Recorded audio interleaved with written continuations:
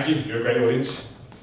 I've had better, but top 5. Alright, top 5. And don't tell me that's worse. I was trying to buy a car over the weekend. Yeah, the guy wanted $3 grand, but I beat him up to 5. I beat him up, actually. So I took a ride in a Google self-driving car recently. It crashed, just like their search engine always does. There was a button on the dashboard that said, "I'm feeling lucky." So I pressed it. And it took me in the middle of Tower Bridge. And it stopped there. It said, "Sorry, Gov, not going south the river this time of night." It turns out I'm not lucky. All night I was there, and in the morning I was starving. It wouldn't even let me out. So I typed in, "search for the nearest McDonald's drive-thru." And it came back to me with, "Did you mean nearest M&S food hall?" Oh, fuck, you're worse than Siri. By the way, fellas, public service announcement, if you have a one-night stand, make sure your phone is turned off. Now, I brought a girl home from the bar, and during sex, I asked her, as a joke, "Who's your daddy?" My iPhone picked that up, and let's say that's a bad way for a girl to learn she's adopted. I nearly didn't get there on time tonight. I was coming on the Jubilee line, you know. Train pulls into Waterloo, I stand up to get off, and I realise I've wrapped my iPod headphones around the armrest and I can't get free. iPod stuck in my pocket. I was at North Greenwich before I could bite through the wire. But I was listening to 50 Shades of Grey, the audio book, so it felt like...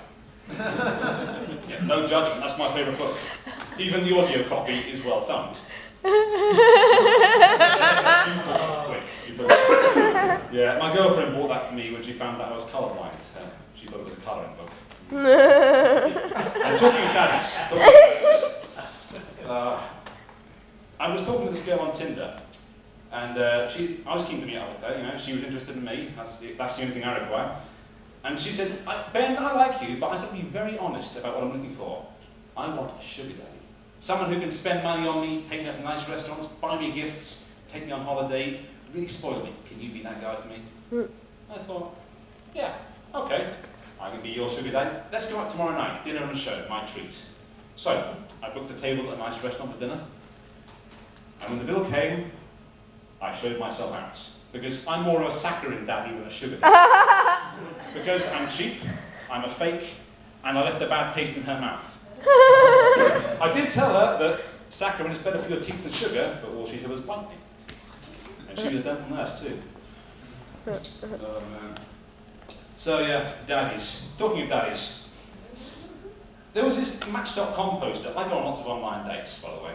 There's a Match.com poster that said, "Someone out there loves your dad jokes. Meet them at Match.com." I went out with a girl on there, and she did like my dad jokes. She wasn't such a big fan of my "your mum" jokes, though. I've never understood what those I've never got why those were offensive, because I never knew my mother. She ran away before I was born. And my father had to keep me in a guitar case for 9 months. That was rough on me, because I was 5 years old before I realised my mother wasn't actually a Fender Stratocaster. To this day, I still have a fetish for women with very long necks.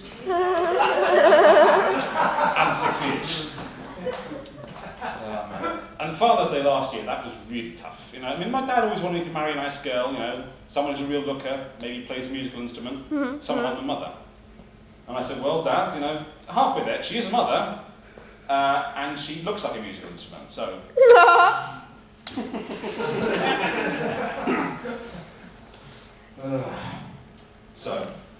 It surprises people to learn that I used to work in the adult entertainment business, or porn, as we call it.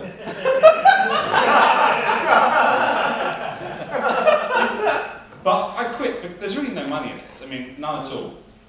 Women make more money than men because of trickle-down economics. But for men... Very good. You folks are quick. What am I saying? But yeah, men make no money at all. There's so many taxes. For example, the biggest one is there's a tax levied on the size of your penis. There really is. Ooh. If you're 8 inches and up, you pay the luxury tax. That's 10 grand a year. If you're in the middle, you know, 6 to 8 inches, you pay the poll tax. If you're a bit part actor, as it were, you're paying the nuisance tax.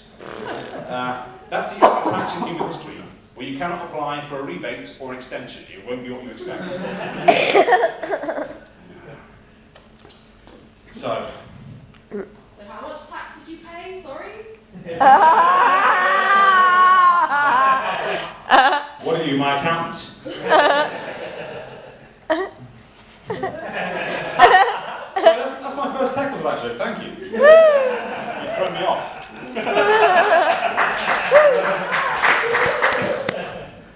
Oh yeah, of course. Right. I took a girl on a bowling date recently. Yeah, I got a strike. The whole place was on strike actually, because they were refusing to put any pins down.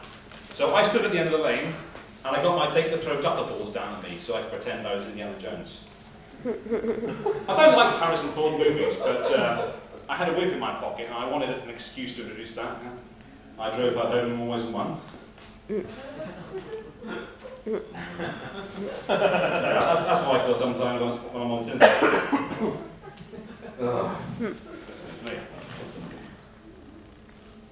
Oh yes, I forgot this one. I used to work for Durex. I was a condom designer.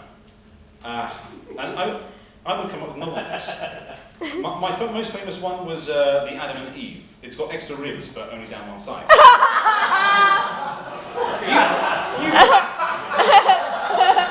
You folks know your Bible really well, don't you? Mind you, if you're that religious, why are you using contraception?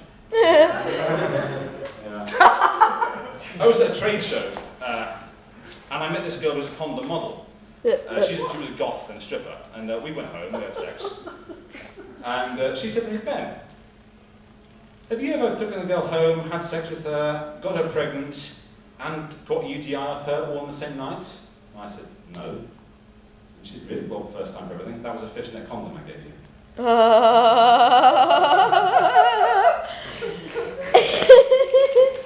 Last time I'm not going to cheat, I promise. Oh yes. I'm a big Rolling Stones fan. I listened to them for years and years. They were the first band whose albums I ever bought. And it got to the point where I was talking using their lyrics. At one point, I was dating my boss's daughter. And we didn't get on very well, you know. And one day, she just got sick of me and asked her father to fire me so she could date someone shorter. She called it downsizing. I was moving when I found out. I just stood there and shouted at her, "You can't always get what you want. You can't always get what you want." She didn't understand. She was a Beatles fan. Anyway, and like a cab driver who doesn't quite know where he's going, I will leave you there. Thank you.